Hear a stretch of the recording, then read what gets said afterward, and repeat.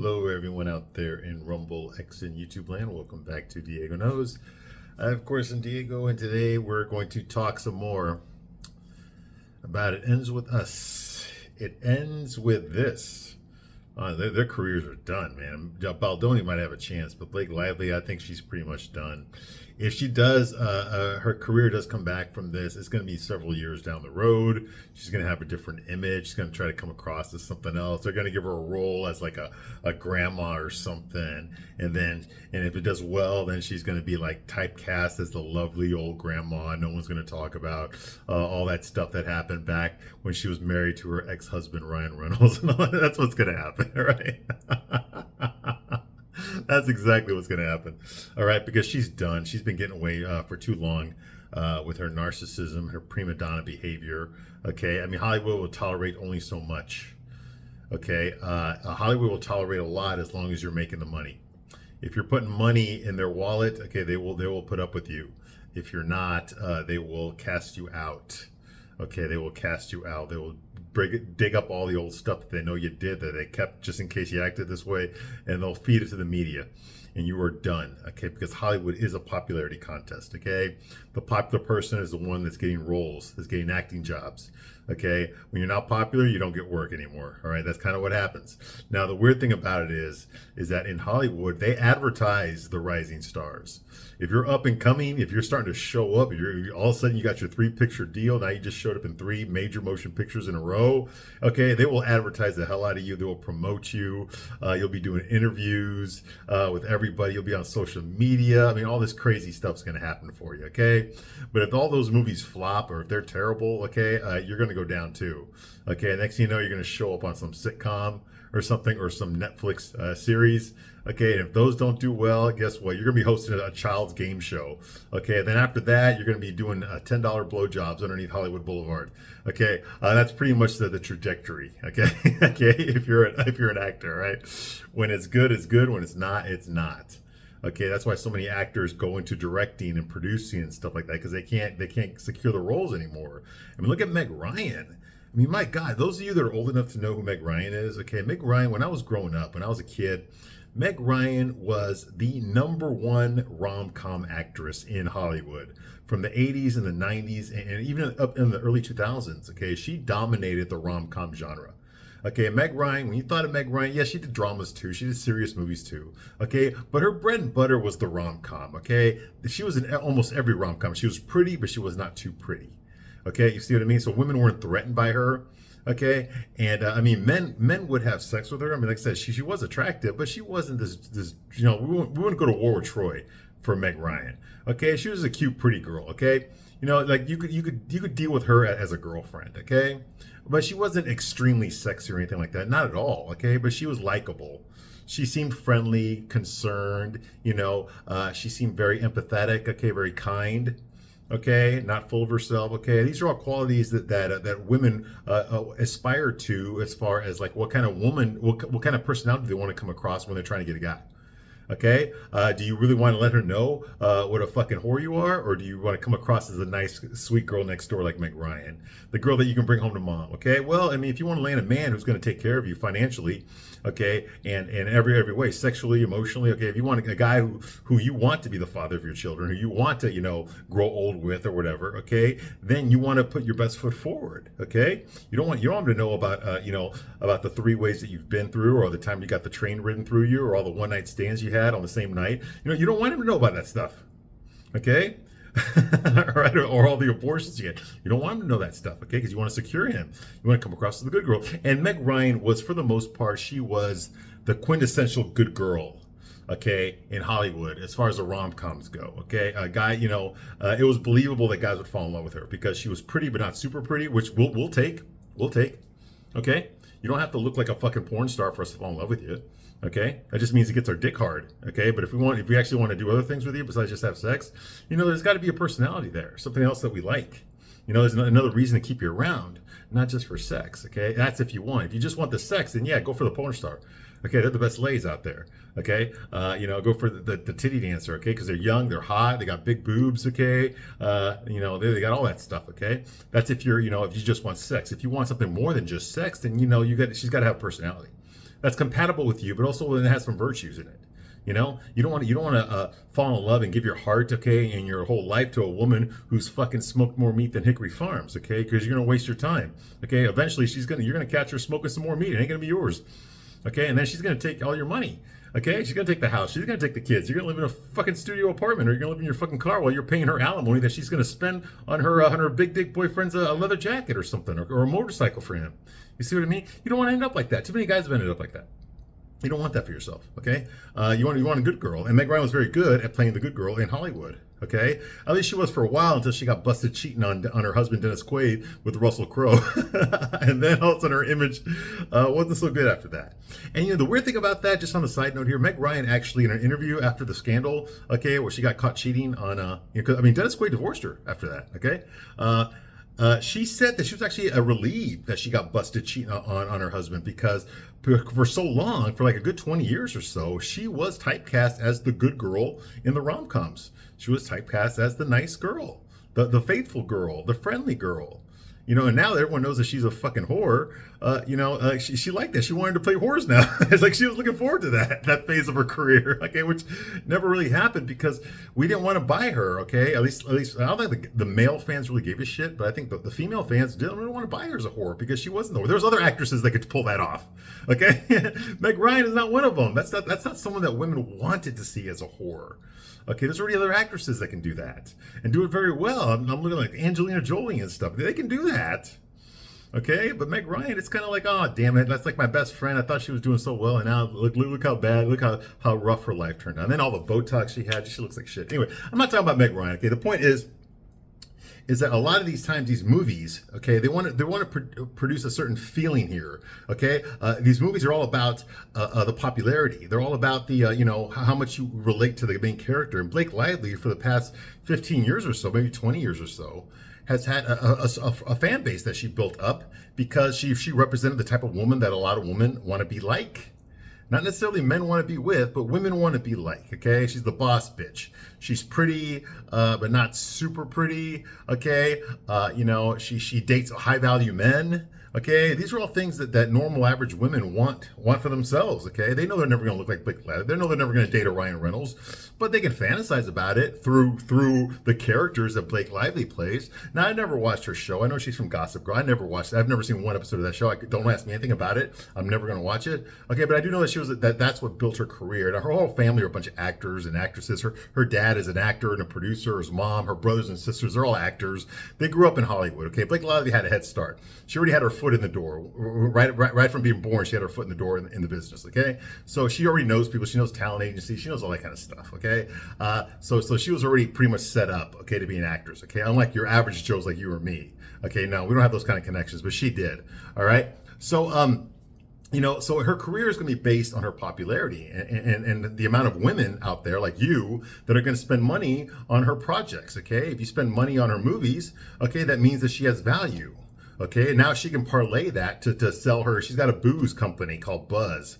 I guess she has her own beer that she makes called Buzz that she sells to women, She also got a hairline products or something. She's trying to be like Gwyneth Paltrow, like a whole, a body, I don't know, a body wellness line of products that she's selling with her name on it, okay? Which obviously she did not create. She had nothing to do with it, okay? Someone said, here, I'll give you $5 million.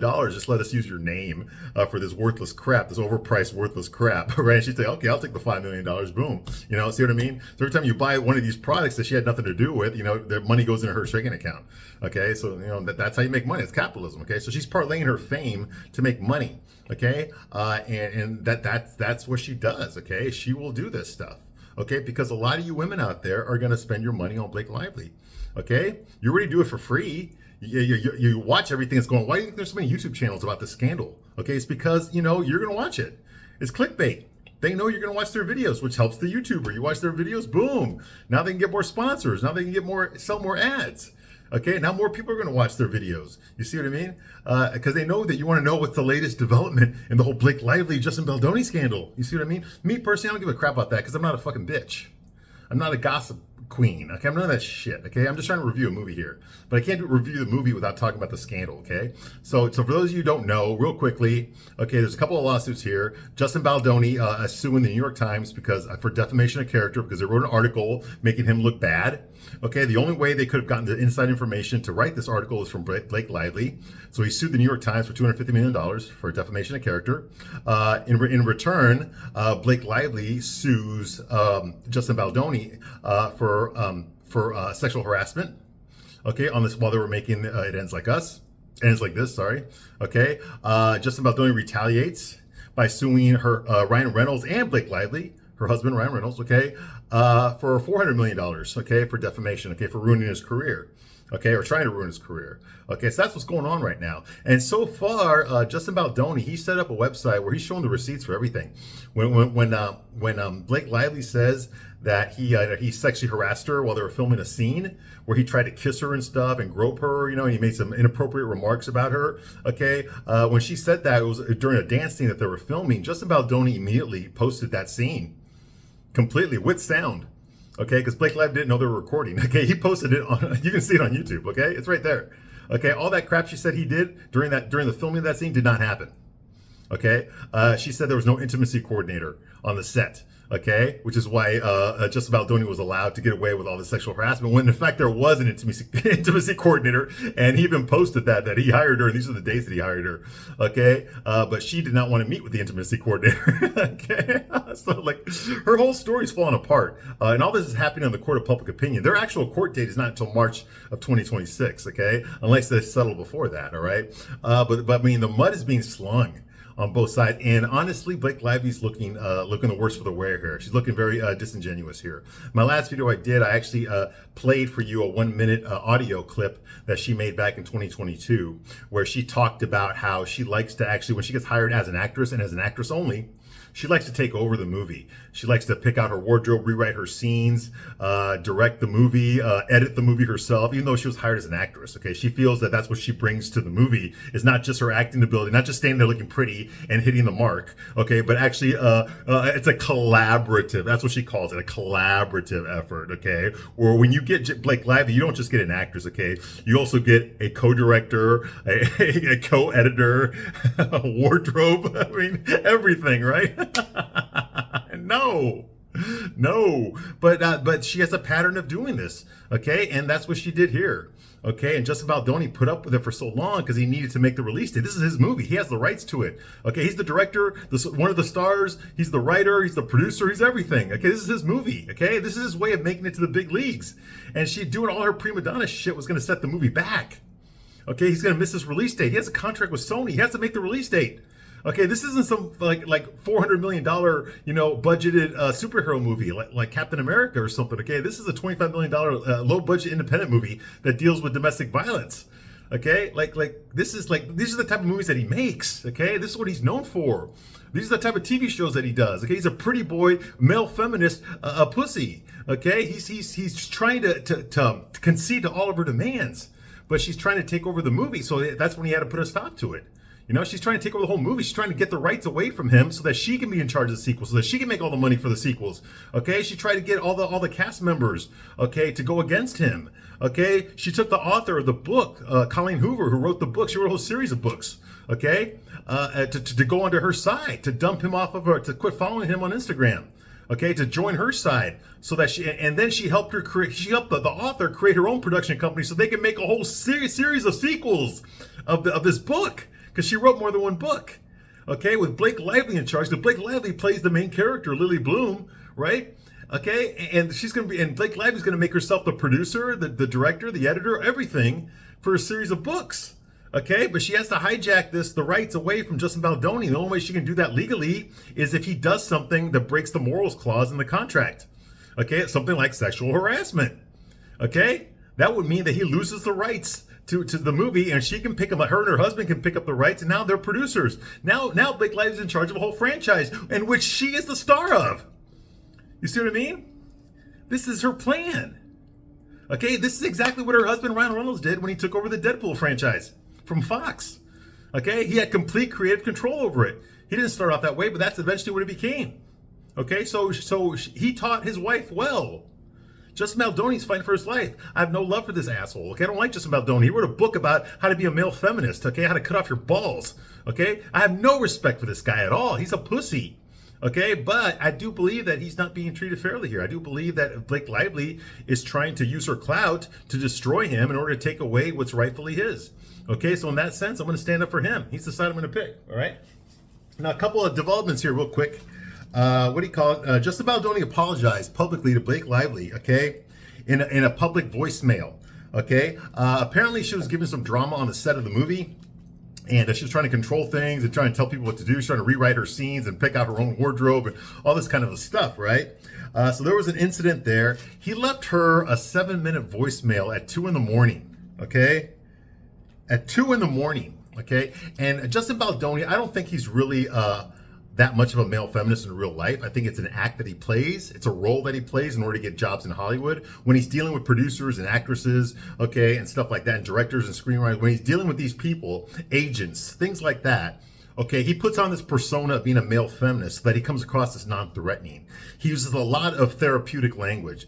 Like, if you've ever been to therapy, you ever talked to a psychologist or something, or a therapist, they use specific words over and over again, words like identity and sincerity and validation and things like that, okay, for this fucking word salad, okay, of stuff. And that's exactly the way Justin Baldoni speaks when he's speaking to other actors or directors, okay? When he's speaking to people in the business, he uses a lot of therapeutic words, okay? Kind of like Kamala Harris, but much better than her, okay? Things like, validation, and the sincerity that happens when we're collaborating. It's just so special and exciting. And I'm so thrilled and effervescent about collaborating and just mixing our juices together, so we can make something that's not just sincere, but authentic and real, full of passion. Okay, he says things like that when he's talking, okay, because that's how he's trying to sell the movie. That's how he's trying to sell it to other actors. That's how he's trying to deal with people. He uses therapeutic language like that, okay? But when he wants something from a woman, he does understand, because he's played this role on TV, I guess. I never watched it. I guess he was on Jane the Virgin. I never watched it. But where he plays like the stud. Anyway, where he can talk to a woman like this. Well, I just wanted to tell you, Blake, I really appreciated all your talking points. I just want you to know that you don't have to be afraid to let your voice be heard. This is a collaborative effort, completely all the way. And I just want you to know how excited I am to have the wonderful Blake Lively working with me on this passion project that I've been trying to get off the ground for so many years to get you as the biggest get I could ever have in my entire career. And I just want you to know how proud I am of you and your ability, and how much respect I have for your talent and your collaboration. I mean, this movie is going to be spectacular because you are in it, and because of your input and your insight and your vision. In collaboration with mine, we have something beautiful and authentic and passionate. I just can't explain to you how excited I am to mix our creative juices together. Okay, maybe that didn't come out very well, but maybe I shouldn't be talking to you right now. You've probably got an infant, on your breast right now, but I just want you to know how excited I am and proud I am to be working with the great Blake Lively. And this fucking shit goes on for 7 minutes in this voicemail. Now, you notice the voice he's using here? This is the voice he uses when he's trying to get a woman's pants off, okay? And so I know he's not using the hello, I'm Justin Baldoni and I'm just a male feminist. No, okay, he's using his deep voice now to get a woman to do what he wants, okay? You see, so that's what he's trying he's trying to calm down Blake Lively, to de-escalate, okay, her attitude so that he can finish the movie, okay? Not realizing that she's out to get him. There is nothing he can say that's going to stop her. She's out to take his movie, and always has been. Always has been. The moment he hired her, he signed his own death warrant. He didn't realize that. He thinks that she's just being problematic because that's her style of making movies. No, she's out to take the movie away from him completely. Okay, and I don't think Justin Baldoni was aware of that, but now he figured that out. Okay, there's nothing he could have done. Okay, she was going to take the movie away from him no matter what he did. You see what I mean? She's trying to create drama in order to use that as an excuse, okay, to play the victim okay, and take the movie away so that she can line her pockets with that cold cash like her husband did, all right? So that's what's going on. He actually did that. It's kind of weird that he would do that, leave a 7-minute voice message, which clearly he had written down and was just reading it off, okay, to her. But he did do that, okay? He did mention like past sexism experiences that she had, and that he released footage, okay, that she claimed was sexual harassment. I already told you about that, okay, but it was not, okay. Blake Lively tried to get a gag order on him to get him to shut up. Okay, when he posted that website, okay, basically refuting everything that she was claiming, okay, but it didn't work. The judge allowed it, okay. So that didn't work, okay. And like I said, the trial is set for March of 2026, unless they settle before that, all right. Now, something that did happen to Baldoni after the scandal was that immediately after Blake Lively accused him of sexual harassment and filed a lawsuit, his talent agency, William Morris Endeavors, they dropped him. Like the next day, they dropped him. Okay, now I don't know what representation he has now, okay, but William Morris Endeavors is probably like the second or third biggest talent agency in Hollywood. The first one is CAA, that's Creative Artists Associates, okay? That's the one where Alyssa Milano's husband is like the president of, okay? That's why she has so much pull in Hollywood, because of who her husband is, okay? Without her husband, you don't get acting jobs. You see what I mean? So he lost his agent, basically, okay? So he has suffered the consequences of this. He was presented with a male feminist award a while back, okay? It was called the Women's Solidarity Award. And he had to return it. He had to return it because of this, okay? So, yeah, it's not good. What's happening to him is not good, okay? But let's talk about the movie now, okay? Let's talk about the movie, okay? Now, the movie, here, I'm going to talk some more about the scandal in the next video. I'm going to give you both, okay? But I want to start talking about the movie as well, okay? The movie is called It Ends With Us. It was in 2024. The star of the movie, like I said, is Blake Lively. She plays a character named Lily Blossom Bloom. I am not making that up. That is her name. Okay, an unattractive, overweight, romance novelist. Okay, would write. A woman who cannot get dates. This is the kind of crap that they would write. Okay, like I said, I've never read the book. I'm never going to read the book. All right, but apparently a lot of women liked it. All right. So the movie begins with Lily Bloom. Okay, she's driving to some New England town, which ends up being Maine. Okay, she's driving through some New England town in like a ugly green 4-door sedan. Okay, and the name of the town is called Plethora, Maine. Okay, see, already the words are kind of fucked up. Plethora is the name of the town that she grew up in. Okay, Plethora, Maine. Now, plethora in the dictionary means an excessive amount of something. Okay, an overwhelming amount. So obviously, plethora is something that's overwhelming for her. Okay, it's a big, huge part of her life. It's something that's so heavy she can barely carry it. Okay, which probably is why she's so emotional when she's driving there. Okay, like she really doesn't want to be here. It brings back too much memories. Too much stuff happened here. Okay, that's why the name of her hometown is called Plethora, just like her name is Lily Blossom Bloom. Okay, and it's not just because later on in the movie she opens up a flower shop. Okay, okay, this is how this was written by a 3rd grader, okay? This is bad. This is real bad, okay? Anyway, yeah, so she goes there, okay? She rushes to meet her crying mother. Her mother's crying. Okay, so obviously the impression here is that her father died.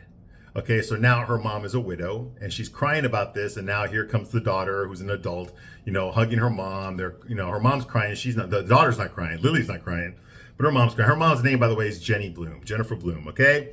And Lily does look. She does look when she gets out of the car. We get a little bit look at her, but she's wearing baggy clothes throughout the entire movie, so you never really get to see her body. Now, in real life, she'd just given birth to her 4th baby before they started filming this. Okay, so she still had some baby weight on. Okay, some pregnancy weight on, and it's pretty obvious. Okay, I know in some videos, some photographs I've looked at Blake Lively where she looks slim in a summer dress or something like that. Okay, she does not look slim at all in this movie. She looks kind of heavy.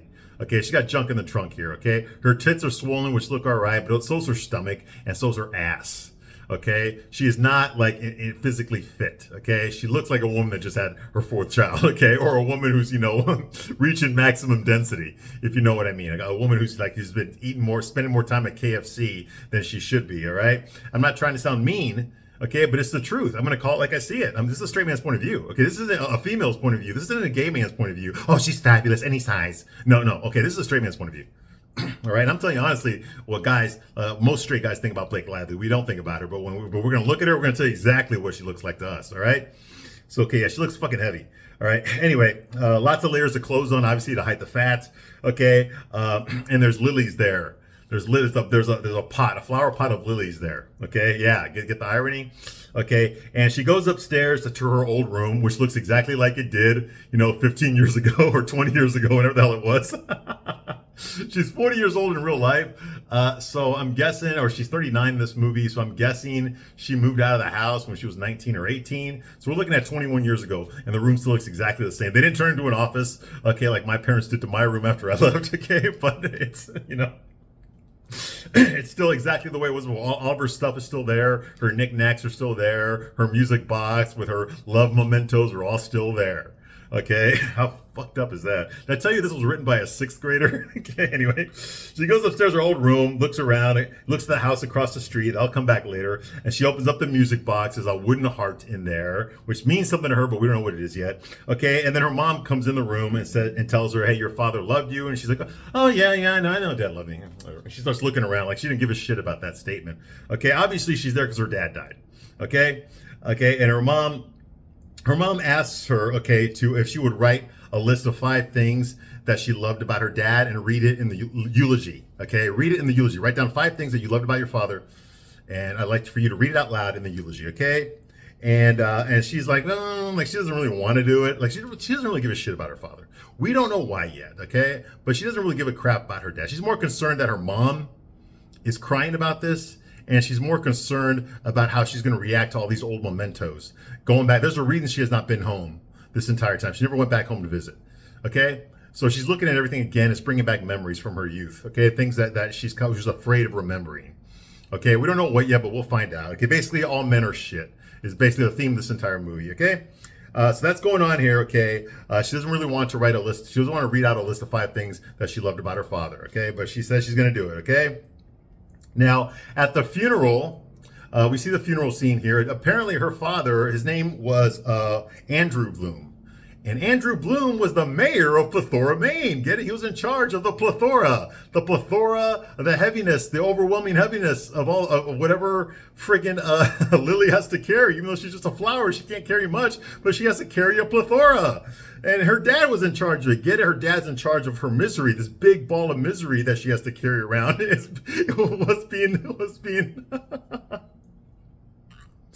Was being supervised by her dad. You get it? Did I tell you a 6th grader wrote this? Okay.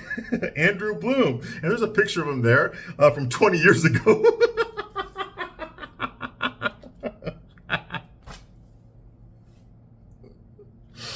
Oh, okay, yeah, because we always use a 20-year-old picture during your funeral, right?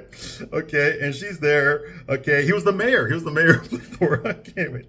Lily goes up to the podium to make her speech. She pulls out the list of 5 things, and it's empty. She has the numbers 1 through 5, but she did not write down one damn thing. So out of all this stuff, out of her dad, everything that comprises her feelings and her thoughts about her father, she could not find 5 things. Or even one thing about her dad that was good enough to put down on a piece of paper and say at his fucking funeral. She couldn't think of one thing. I'm not saying he was a good guy, okay? Okay, but you're gonna tell me, I mean, he fucking provided for your ass. You didn't grow up starving, did you? Okay, you grew up in a nice fucking suburb, in a nice fucking house. You went to a nice fucking school.